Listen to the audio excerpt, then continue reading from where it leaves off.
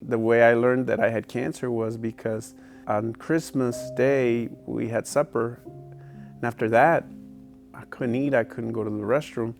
And so on the 27th, I felt really bad. So I told my wife, take me to the hospital. And when I got admitted there, I thought it was my stomach. The doctor comes out and my wife's there with me. And he came out and said, Mr. Soto, the masses we found are malignant. You're stage 4 cancer. It's metastasized. It went from your colon to your liver, not in your lungs. And you got 6 months to live. He just bluntly said it like that. Not being able to drive, not having that independence, it's very difficult. Through everything I've been through, I actually have valued my wife. When I first got diagnosed, people told her, quit your job, give him 100% of the time. She's like, I can't, maybe family members, friends can come help me, but I need to maintain my income, this income that helps us all also. The hardest part for me, and I think looking back, was when she would go buy groceries, and I was always the one that took the bags. I was the one that went with her and never let her carry anything. Not because she couldn't, but that was me. This is who I am. And to see her struggling with the bags, and I couldn't even help her. That was hard for me.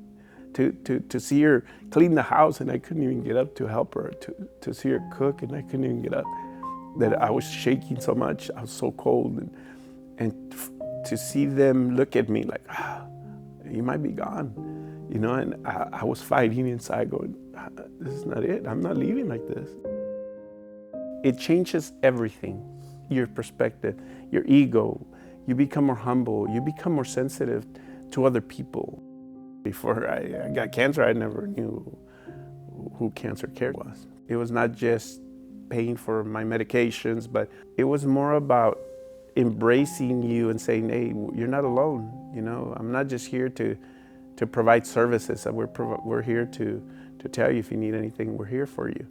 I can actually say that when I most needed it, that's when you all were there. But it got to the point where I started feeling much better, where I could now cook for myself. And the neuropathy became less. The church people would come and bring us food.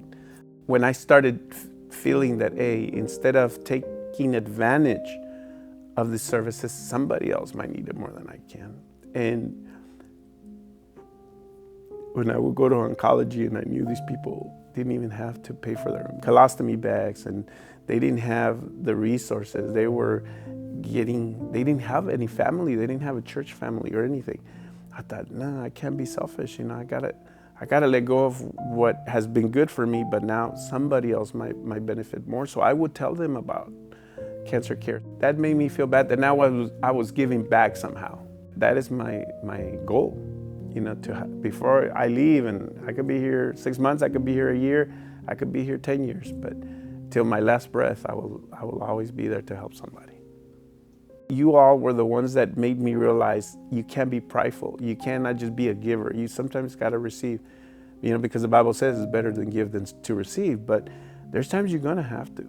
And that humbled me. It really did. And once I'm okay, maybe I can pay back.